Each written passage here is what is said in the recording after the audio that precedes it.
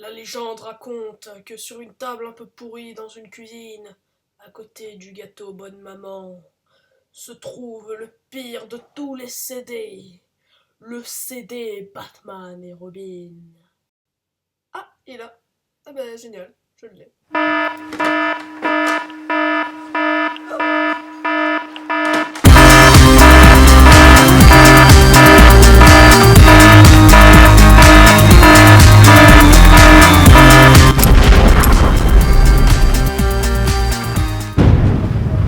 Johnny, tu m'entends?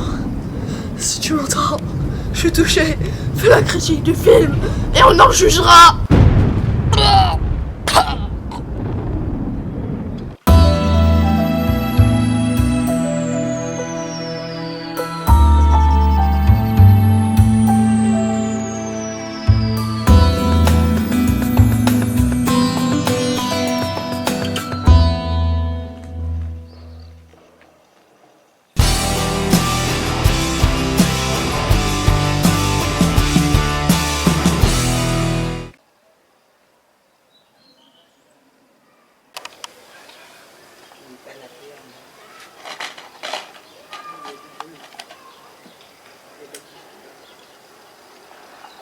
Y a plus qu'à faire la critique.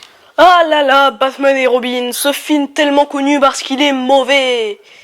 Ah bah, déjà, je pense qu'on l'a tous vu en achetant cette jaquette, hein, parce que fluo, fluo, fluo, fluo. Et surtout, quoi, la dégaine des persos, c'est quoi ces costumes là? Bon, ça, on y reviendra. Mais pour ceux qui ne l'ont pas vu et qui se demandent pourquoi est-il mauvais, qu'a-t-il de spécial? Alors, on va voir ça en quelques points, hein. Et si vous voulez voir, vous tapez une grosse barre de mauvais jeu d'acteur, ou vous tapez une grosse barre tout simplement, vous voyez ce film, hein, parce que ça, c'est pas une coupe de cheveux, c'est des couilles.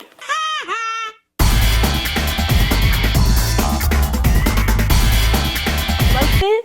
Et est-ce que Mr. Freeze est mal fait? Oui, non, parce que Mr. Freeze, il est interprété par Arnold Schwarzenegger. Bon, Arnold Schwarzenegger, en soi, c'est un bon acteur, qui est plutôt fait pour des rôles plutôt dark, hein, plutôt même très très dark, et ça on l'a vu dans Terminator. Mais dans Terminator, il fait des petites blagues, il se la pète, ça donne un côté sympa, tu vois, ça donne un côté sympa au personnage. Hasta la vista, baby. Mais là, Schwarzenegger est tellement dans les blagues de merde en plus, parce que c'est que des blagues sur la glace, quoi, c'est vraiment mauvais. On dirait juste un mec dans une soirée qui essaie d'être drôle et qui fait des bides à chaque blague. Et en plus, son costume le rend plutôt ridicule. Ouais, je vais leur coller un pain de glace. Alors, prenez Bane par exemple.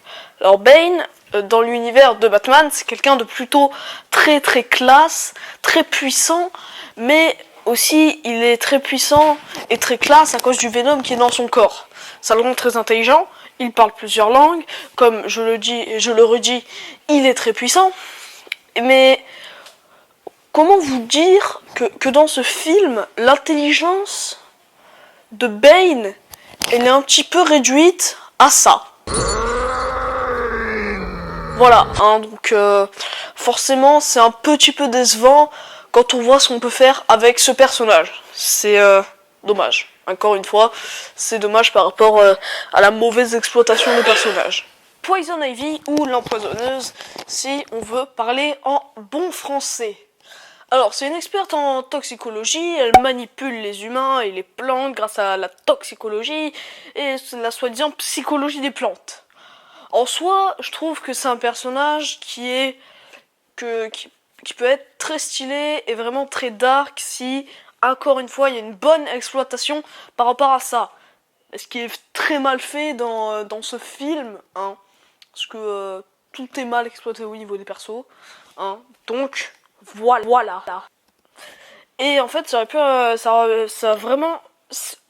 aurait pu être bien d'introduire ce personnage, mais franchement je trouve que ça a été très mal fait et je trouve que ça le rend plutôt ridicule.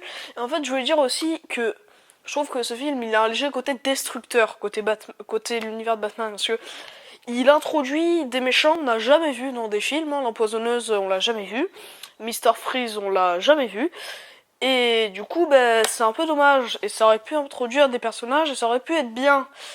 Et ben, finalement, quand on voit que Mr. Freeze ressemble à ça et que Poison Ivy ressemble à ça, ben, on se dit que finalement, c'est vraiment dommage.